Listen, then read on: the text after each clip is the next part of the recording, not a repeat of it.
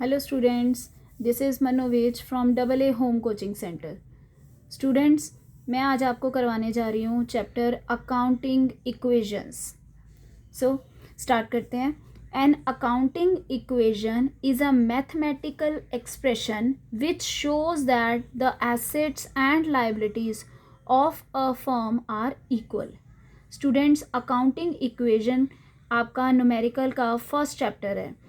इसके अंदर आपको मैथमेटिकल एक्सप्रेशंस मिलती हैं जिसमें एक साइड आपकी होती है एसेट्स की और दूसरी साइड होती है लाइबिलिटीज़ की.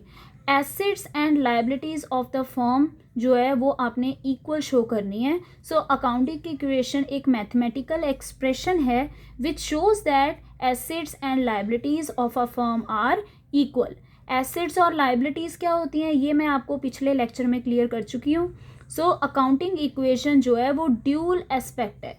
ड्यूल एस्पेक्ट का मतलब है कि इसमें दो तरफ से एस्पेक्ट होता है, मतलब debit and credit.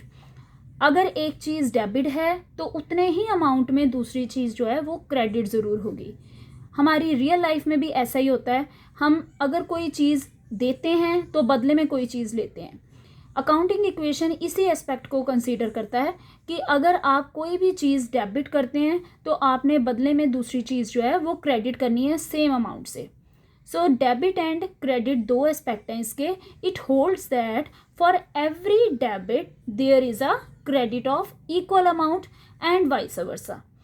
For example, जैसे आप गुड्स परचेज करते हैं कैश पे 20,000 की, तो आपने क्या एंट्री डालनी है कि स्टॉक जो है वो डेबिट हुआ है, परचेजेस जो है स्टॉक जो है वो डेबिट हुआ है और क्रेडिट में आपने कैश प्रोवाइड किया है, कैश आपके हाथ से गया है. सो स्टॉक जो है वो डेबिट है, purchases account debit to mean to say credit to cash account.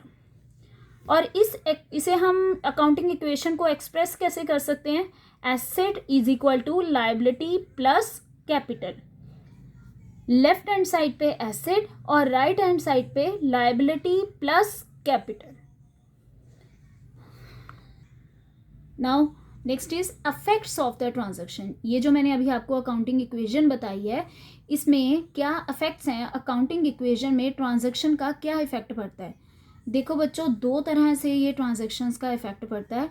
Transactions affecting of two items, जब ट्रांजैक्शन कोई भी ट्रांजैक्शन जो है जिसकी आप बिजनेस डीलिंग करते हो वो ट्रांजैक्शन जब दो आइटम्स पे इफेक्ट डालती है. और transaction affecting more than two items, जब एक ट्रांजैक्शन जो है वो दो से ज़्यादा के ऊपर इफेक्ट डालती है. अब पहले हम करेंगे transaction affecting two items. Transaction affecting two items जब आपने कंसीडर करना है opposite side.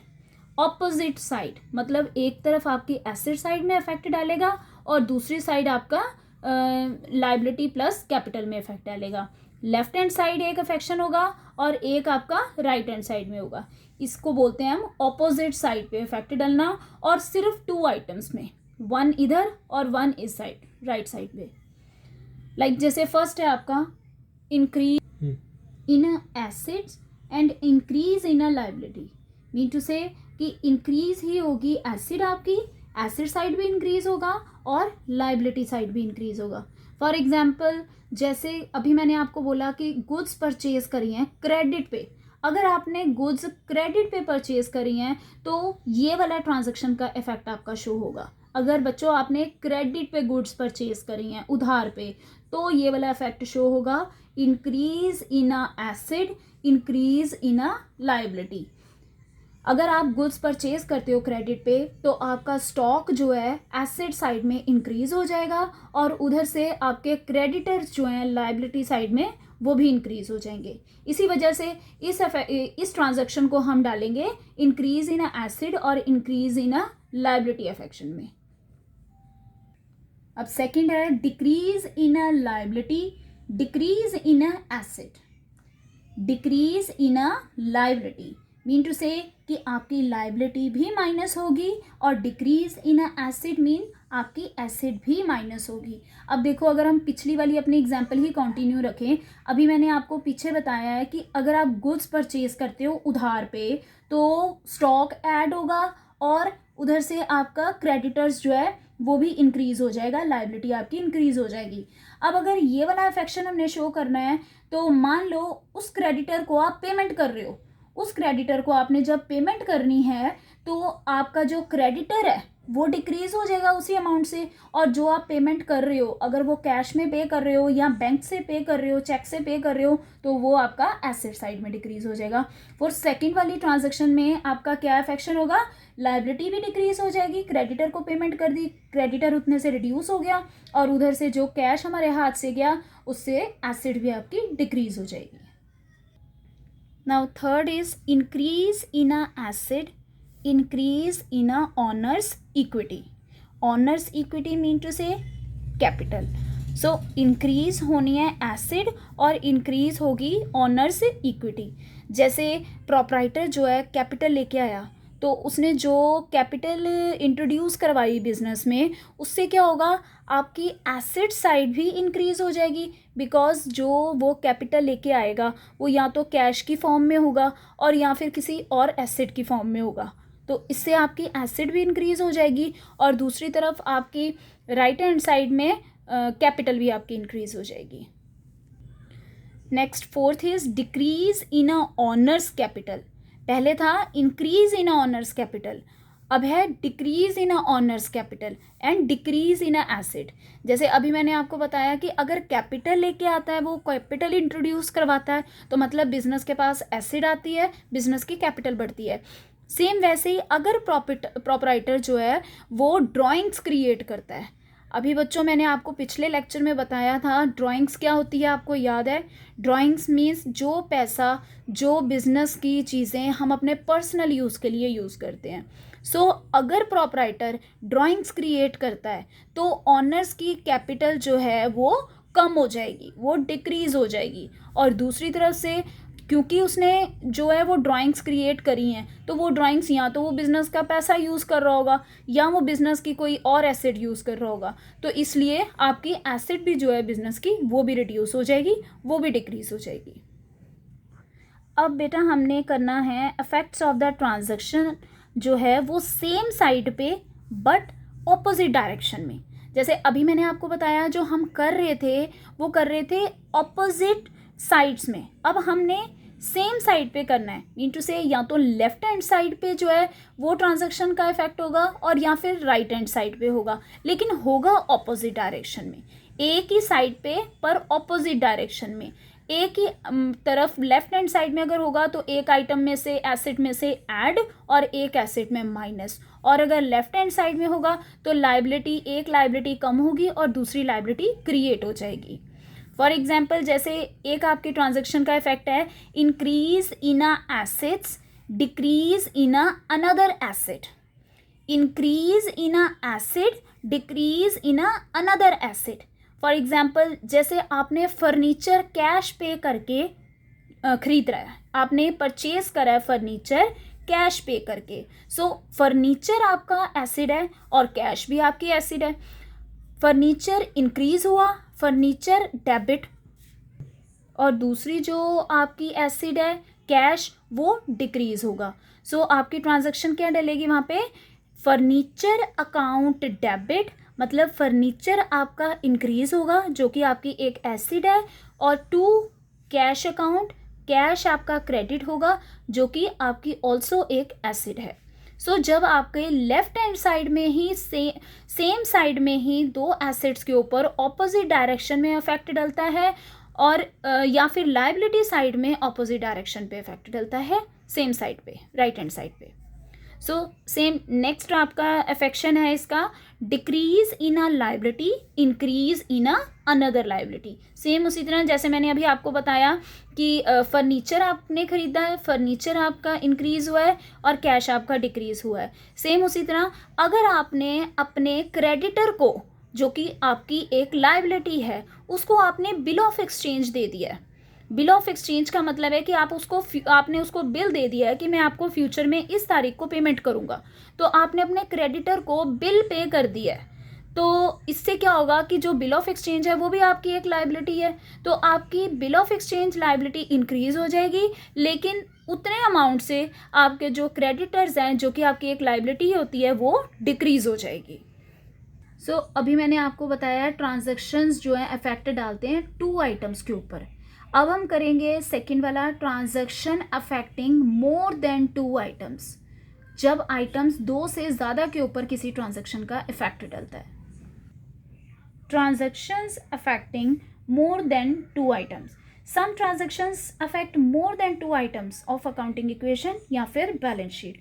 For example, when a sale is made in cash for 30,000 and it is made at cost rupees 25,000 plus profit 5,000। आपने अपने बिजनेस में कोई goods जो हैं वो सेल करी हैं कैश पे 30,000 की, जिनकी आपको कॉस्ट पड़ी थी 25,000 की। मतलब आपने कॉस्ट पे करी थी 25,000 लेकिन आपने बेची हैं 30,000 में, तो इसका मतलब कि आपने 5,000 का प्रॉफिट जो है वो कमाया है। तो जो 5,000 का प्रॉफिट है वो आपके बिजनेस में ऐड करेगा आपकी कैपिटल को। सो इसको आप अकाउंटिंग इक्वेशन में कैसे शो करोगे? एक तरफ अपना परफॉर्मा क्रिएट करो, एसेट्स लायबिलिटी प्लस कैपिटल। 25,000 जो कि आपने कॉस्ट पे करी थी वो आपके स्टॉक की वैल्यू थी, वो आपने स्टॉक में से गुड्स में से माइनस कर देना है। और 30,000 का जो आपको कैश रिसीव हुआ है सेल के बदले में, वो आपने 30,000 कैश ऐड कर देना है। और 5,000 का जो कि आपको प्रॉफिट हुआ है, कैपिटल आपकी इंक्रीज हुई है, वो प्रॉफिट आपने अपनी कैपिटल में ऐड कर देना है। So it should be noted that profit increase honours capital and loss decrease honours capital. अगर यहाँ पे आपने ये 30,000 की गुड्स ना बेच के बल्कि ये 25,000 की चीज़ को 20,000 ने सेल किया होता तो 5,000 आपका लॉस होता, तो वो माइनस होना था। पर बिकॉज आपने ये 25 की चीज़ 30 में बेची है, आपने 5,000 ऐड किया अपने बिजनेस में, सो प्रॉफिट जो है वो कैपिटल में प्लस हो जाएगा। सो बच्चों, लेट्स टेक सम स्टेप्स और process to preparing the accounting equation. जिन प्रोसेस और स्टेप्स को दिमाग में रखते हुए आपने अकाउंटिंग इक्वेशंस को प्रिपेयर करना है, इट्स टू इजी। सबसे पहले analyse the transaction in terms of such variables as a asset, liability, capital, revenue या फिर expenses. Then you decide the effect of the transaction, जैसे मैंने आपको अभी शो करके दिया है। डिसाइड करना है आपने इफेक्ट ट्रांजैक्शन का इन टर्म्स की इंक्रीज हो रहा है या डिक्रीज हो रहा है, आपके बिजनेस में वो चीज़ ऐड हो रही है या फिर माइनस हो रही है। उसके बाद आपने उसको इफेक्ट को रिकॉर्ड करना है रिलेवेंट साइड पे, एंड इंश्योर करना है कि आपकी जो राइट हैंड साइड है और लेफ्ट हैंड साइड है वो ज़रूर इक्वल आनी चाहिए बच्चों। अगर ये इक्वल नहीं आती तो इट मीन टू से कि आपने कुछ गलती करी है। 2 1 now students, let's take one numerical example of accounting equation. Mohan starts business and the following successive transactions are entered into। कैसे करोगे आप enter? He commenced his business with rupees 20,000 as a capital। Business उसने start किया है 20,000 capital लेके आया है वो बिजनेस में। इसको आप अकाउंटिंग इक्वेशन में कैसे नोट डाउन करोगे? He commenced his business with 20,000 as a capital। सो उसने अपने बिजनेस में 20,000 कैश लेके आया वो। सो 20,000 आप कैश बिजनेस में ऐड कर दो और लायबिलिटी में कोई इफेक्ट नहीं पड़ेगा, और उधर से कैपिटल आपकी 20,000 से ऐडअप हो जाएगी। Now second is purchased furniture rupees 500 in a cash. Furniture purchase करा है, फर्नीचर मीन टू से एसेट परचेज करी है उसने। फर्नीचर आपकी एसेट है, फर्नीचर 500 का परचेज करा है इन कैश में, मीन टू से 500 माइनस होगा आपके कैश में, 500 उसने कैश पे करा है और उधर से फर्नीचर जो है वो एसेट में ही एडअप हो जाएगा, कैपिटल पे कोई इफेक्ट नहीं डलेगा। कैसे शो करोगे इसको आप न्यूमेरिकली? 20,000 कैश में 500 का कैश डिडक्ट कर दो, 19,500 आपका कैश जो है रिमेनिंग रह जाएगा, और उधर से फर्नीचर जो है वो 500 का ऐड हो जाएगा। लाइबिलिटी पे कोई फ़र्क नहीं पड़ेगा, कैपिटल आपकी एज इट इज़ 20,000 रहेगी।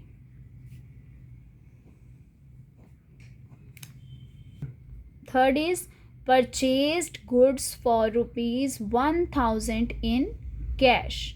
अब जैसे अब यहाँ पर लिखा हुआ है गुड्स परचेज करी हैं, मीन टू से गुड्स वो चीज़ें हैं जिसका वो बिजनेस कर रहा है, कैश में गुड्स जो हैं वो परचेज करी हैं। गुड्स वर्ड लिखा होगा तो आपने हमेशा स्टॉक लिखना है।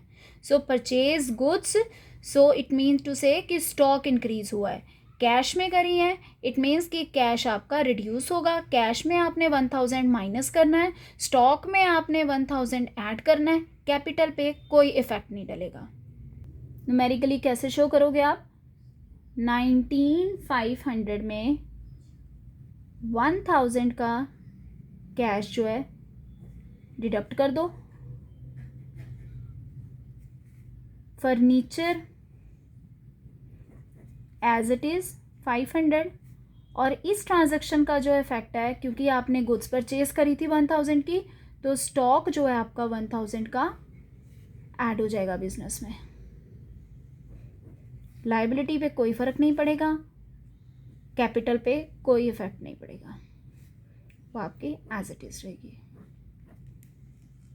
अब आपने परचेज करी हैं गुड्स 2,000 उधार पे, क्रेडिट पे। पिछली ट्रांजैक्शन से आपका इसका एक साथ क्या फ़र्क है? पिछली ट्रांजैक्शन हमने कैश में करी थी, ये हमने उधार में करी है, बिकॉज यहाँ पे क्रेडिट वर्ड लिखा हुआ है। सो इसका मतलब है कि स्टॉक तो आपका जैसे पहले आपने 1,000 ऐड किया था, आप 2,000 ऐड करोगे, स्टॉक में 2,000 ऐड हो जाएगा, लेकिन अब कैश में कुछ नहीं होगा, बिकॉज कैश में हमने डीलिंग नहीं करी, हमने क्या करा है, हमने उधार में किया है। सो जो सामने वाला पर्सन है वो हमारा क्रेडिटर क्रिएट हो जाएगा, हमारी लायबिलिटी इंक्रीज हो जाएगी। सो एक तरफ आपने स्टॉक में ऐड कर देना है और दूसरी तरफ आपने क्रेडिटर में 2,000 लायबिलिटी साइड ऐड कर देना है। इसको कैसे शो करोगे आप? कैश आपका एज इट इज़ रहेगा, फर्नीचर के ऊपर भी कोई इफेक्ट नहीं, स्टॉक आपका 2,000 से ऐड हो जाएगा। सो आपका 3,000 का स्टॉक बन जाएगा, और दूसरी तरफ लायबिलिटी साइड 2,000 के क्रेडिटर्स जो हैं वो क्रिएट हो जाएंगे, और कैपिटल आपकी एज इट इज़ रहेगी।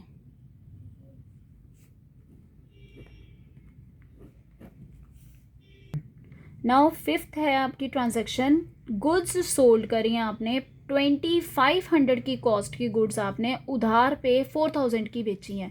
अब ये आपका वो वाला इफेक्ट आ गया जिसमें मैंने आपको अभी बताया था, अभी समझाया था कि जब 2 से ज़्यादा ट्रांजैक्शंस के ऊपर इफेक्ट डलता है।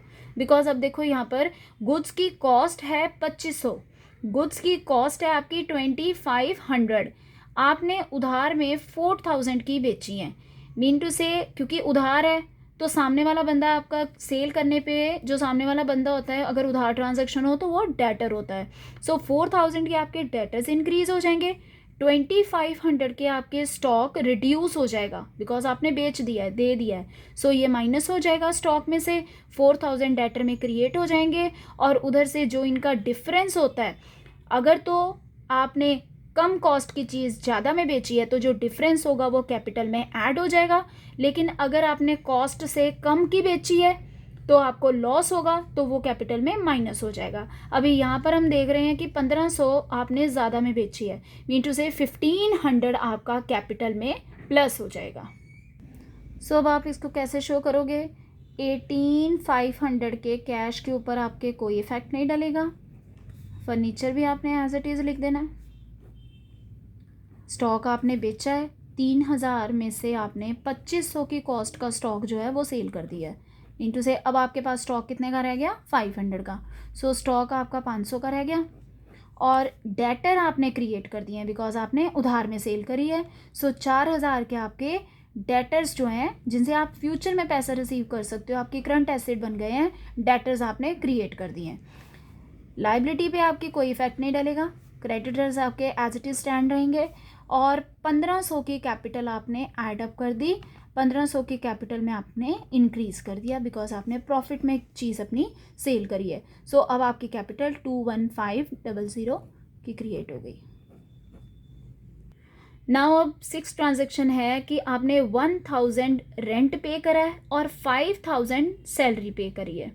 अब देखो, रेंट और salary both are expenses.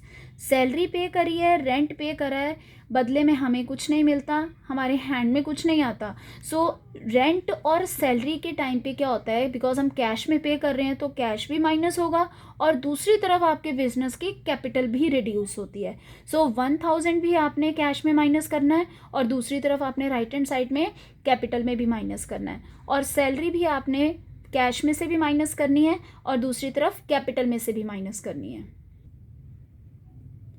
So cash में आपने 1000 रेंट और 5000 सैलरी का टोटल हो गया 6000, वो आपने डिडक्ट कर देना है. तो अब आपके पास कितना रह जाएगा, 12500. दोनों अमाउंट मैंने ऐड करके माइनस कर दिए हैं इसमें, रेंट भी और सैलरीज भी. फर्नीचर के ऊपर कोई इफेक्ट नहीं डलेगा, वो एज इट इज़. 500 का स्टॉक रह गया था हमारा पिछली ट्रांजैक्शन के बाद, और 4000 के डेटर्स क्रिएट हो गए थे जो कि हमने पिछली ट्रांजैक्शन में क्रिएट करे थे. नाउ 2000 के क्रेडिटर्स लायबिलिटी साइड, वो भी एज इट इज़. अभी अब हमारा इस ट्रांजैक्शन का क्या इफेक्ट पड़ेगा, दूसरा कैपिटल में डेबिट साइड भी इफेक्ट डाला है ना, कैश में माइनस हुआ है और उधर से कैपिटल में भी रिड्यूस हो जाएगा. 6000 आप इधर से भी डिडक्ट कर दोगे तो अब आपके पास कितना रह जाएगा, 15500 कैपिटल रह गई आपके पास. So last transaction is Rakesh withdraws 2000 for his personal use. Mean to say drawings create हो गई. राकेश ने पर्सनल यूज़ के लिए 2000 विड्रॉ करवाया बिजनेस से. So mean to say drawings आपकी क्रिएट हो गई. सो इसका क्या इफेक्ट डलेगा, 2000 आपका कैश में से माइनस हो जाएगा और उधर से 2000 आपकी कैपिटल भी रिड्यूस हो जाएगी. सो आपने इसको कैसे लिखना है, 12500 कैश में से 2000 का कैश आप डिडक्ट कर दो, 10500 का कैश आपका रिमेनिंग रह गया, 500 का furniture as it is, stock 500 जो रिमेनिंग रह गया था वो एज इट इज़, और 4000 के आपके डेटर्स एज इट इज़, और क्रेडिटर्स भी, उसके ऊपर भी कोई इफेक्ट नहीं डलेगा. और क्योंकि हमने पर्सनल यूज़ के लिए पैसा निकलवाया है बिजनेस का, तो ऑब्वियसली बिजनेस की कैपिटल जो है वो माइनस हो जाएगी 2000 से. सो रिमेनिंग आपके पास अब कैपिटल कितने की रह गई, 13500 की. सो बच्चों, जब हमने इस अकाउंट का एंड करना है तो ये आपने ध्यान में रखना है, आपने लेफ़्ट साइड का भी टोटल करना है, राइट साइड का भी टोटल करना है. और अगर ये टोटल आपका दोनों साइड का इक्वल आ जाता है तो मतलब आपकी इक्वेशन जो है वो बिल्कुल ठीक बनी है. सो अभी हम इस साइड का टोटल करेंगे. तो देखो हमारे टोटल, अब इन जो सेम ट्रांजैक्शंस होती हैं उनको ब्रैकेट में लिख लिया करो, उससे आपको पता लग जाएगा, कोई भी कन्फ्यूजन नहीं होगी. अब देखो 10500 का कैश, 500 का फर्नीचर, 500 का स्टॉक और 4000 के डेटर्स, टोटल कितना बना, 15500. और इधर से 2000 के क्रेडिटर्स, 13500 की कैपिटल, टोटल कितना बना, 15500. नीचे आपने 2 लाइंस लगानी है. 2 लाइंस का मतलब है कि एंड हो गया अकाउंट का, और इधर भी 2 लाइंस लगानी है आपने. ये आपका टोटल आ गया अकाउंटिंग इक्वेशन का, जो कि बिल्कुल सेम है, लेफ्ट हैंड साइड इक्वल है राइट हैंड साइड की. सो बच्चों, इसके साथ आपकी अकाउंटिंग इक्वेशन मैंने आज आपको क्लियर कर दी है. अगर आपको कोई भी प्रॉब्लम आती है तो आप मैसेज कर सकते हो. और अब हम नेक्स्ट लेक्चर में पढ़ेंगे accounting rules, golden rules accounts के, और मैं आपको स्टार्ट करवाऊंगी जर्नल. तब तक के लिए गुड बाय, टेक केयर.